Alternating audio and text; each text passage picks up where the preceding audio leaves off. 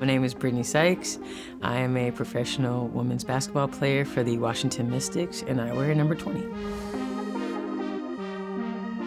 The first thing I think about is just, it's gonna be funny, but bacon, egg, and cheese is like a staple, where I'm from, just the East Coast in general, but it was cool. Inner city, went to University High School. I went to Full Gospel Christian Academy, went to Phillipsburg Christian Academy. My whole education was stinted through Newark, but it really shaped me. It helped me understand, just being able to make it out and understand that, where I'm from is not ultimately, yes, it's who I am, but it's not where I have to stay either. I can push and I can bring the name of Newark, New Jersey to positive new heights. I say about high school, when I met my high school coach and my high school friends, that's when I started to realize, okay, I want to be a pro. I want to get to WNBA. Even when I was little, apparently, I would bring my report card to the pastor, and he'd be like, well, what do you want to be when you grow up? And I'd make my mom so mad, because I'd be like, I want to be a WNBA player. And she wanted, a doctor, a lawyer. And I was like, nah, I want to be a pro basketball player. And I'd say it with my chest every single time. My coach had asked me one day when I was trying to figure out where to go, she goes, well, do you want to go to a place that's already have history, or do you want to go to a place to make history? And that right there was it sold me right there, because Syracuse had such potential to make history and be the first to do a lot. And yes, you can win and you can win championships, but nobody can ever take away being the first. Everybody knows what you go through when you go to Cuse. It's not the warmest place in the world. It's not the warmest place in the world, but it's so rich in history and so rich in education. And for me, that's I wanna hype that up. I wanna be able to go out and hold my shoulders high and stick my chest out, because especially in the league, other than Deja, it's me. That's been in this league for a while. And Kayla Alexander, so grateful for her. She opened the door, and honestly, if it wasn't for her, I wouldn't have thought that making this a dream, a reality, possible, because nobody from Cuse ever went to the league and literally watched Kayla go 8th. And because of that, that gave me the extra oomph to really, really push through my college career, because I never thought I was gonna reach a Final Four or, be drafted 7th overall, but it happened. But it literally was because of the people before me, they showed me that, hey, it's possible. And I was like, all right, let me see if I can tweak it a little bit, make it a little bit easier for the next person to, get through the door. My 2 ACLs literally saved my career.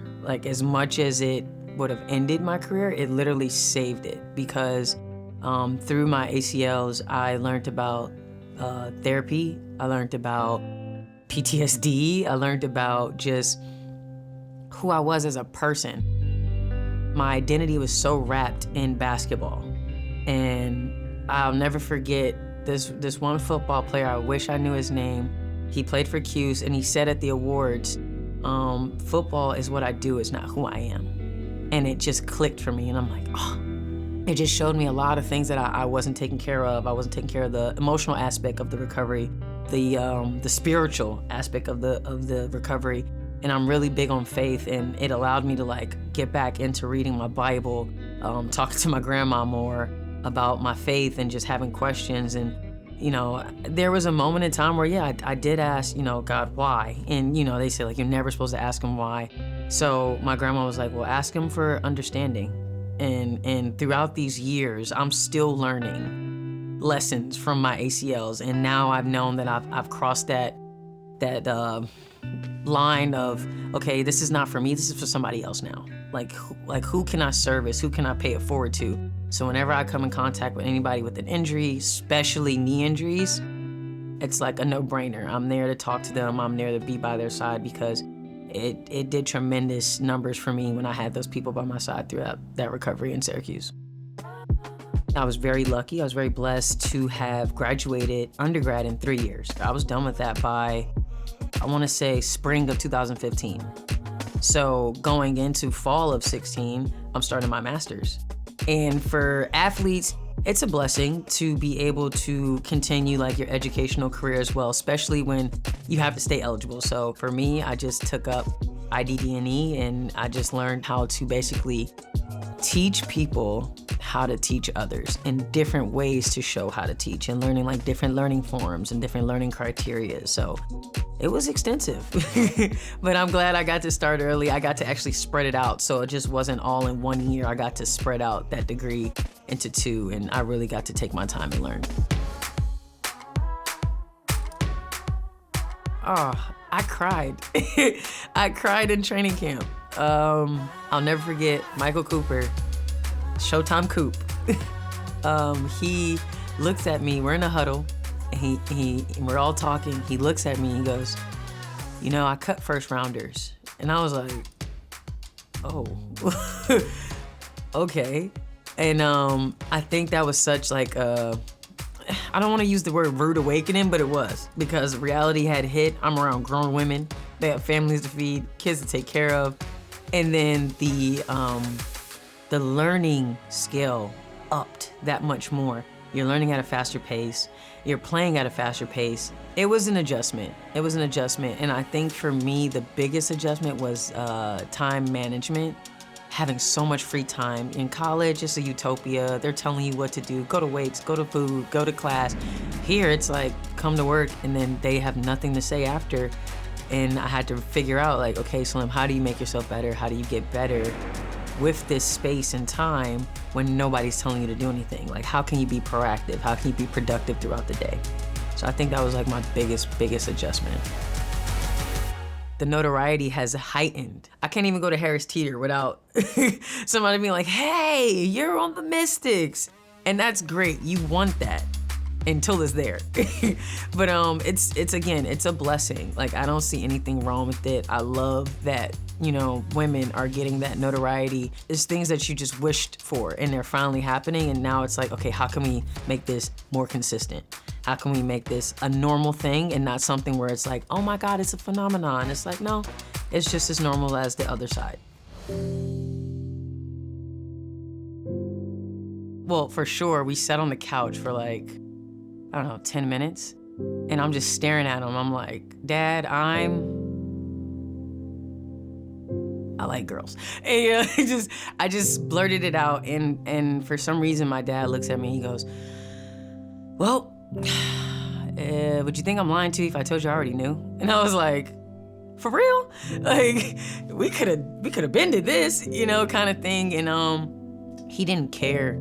He was like, you're my daughter. I'm the youngest of 3, but the only girl. And he's like, you're my daughter. You're my only girl.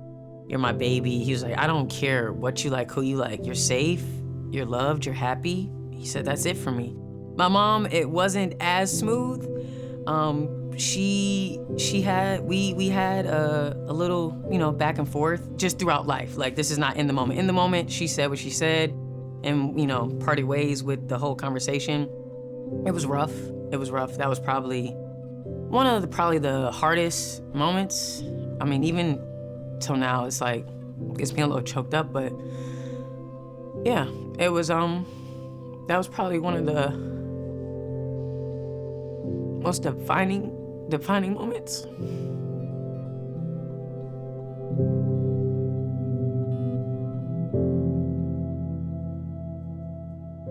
Since that moment in time, I had really good high school friends. They're still my best friends till today.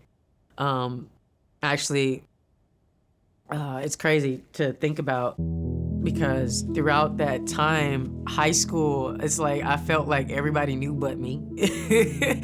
So once I finally came out, like, officially, and was like, yeah, you know, I like girls. I never really said, I was like, oh, I'm gay. Like, I was still trying to figure out what it is that I wanted to label myself as, and I'm not a big labeler, but you know, I like who I liked. And I think once I got to college and I was like away from home and I got to truly just start to figure out who's Slim, like, who's Brittney Sykes? How do you want to express yourself via clothing, via talking style, via eating habits? Like, I got to decide all these things, and I realized, like, just because who I like, it does not define who I am as a person. It's a part of me, yes, by all means.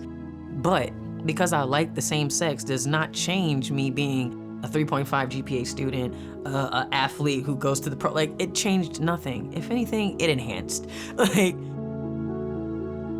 do what makes you happy. Obviously, with that line, there comes a little bit of like, all right, don't do anything crazy. It's like, oh, it makes me happy. It's like, but it's dangerous, you know? But do what makes you happy. Do what makes you feel safe. And safe by saying like you feel comfortable, because yes, you want to be uncomfortable to grow and all those things, but do what makes you feel at home, what makes you feel whole inside, because that journey is different for everybody, you know. And I just think it comes to a point in your life where you just have to not care what anybody thinks. Whoever is out there that is meant to love you and love on you in your village, then that's who you love back. You don't waste your energy on people who are not there to literally help you grow. Like, you don't want to deal with that. That's not okay. Oh man, I guess my authenticity and my character. I don't play about my character, but I do wear with pride, and I just think being so authentically you is the most beautifulest thing in this world. Like, even if it's raw, it's ugly, it's you, it's true. Right? And who's to say we have to keep using the words like raw and ugly, because it has such a negative connotation to it. But it's like, to me, raw and ugly is beautiful. I see it as a positive thing, because not a lot of people want to strip down to that level of transparency and vulnerability. And for me, that's where I operate. I feel like true strength, true identity comes from operating in those spaces to be able to hold your head high and be like, no, I went through this. No, I did this, yes, and I learned from it. And yeah, that happened, but that doesn't define me for the rest of my life.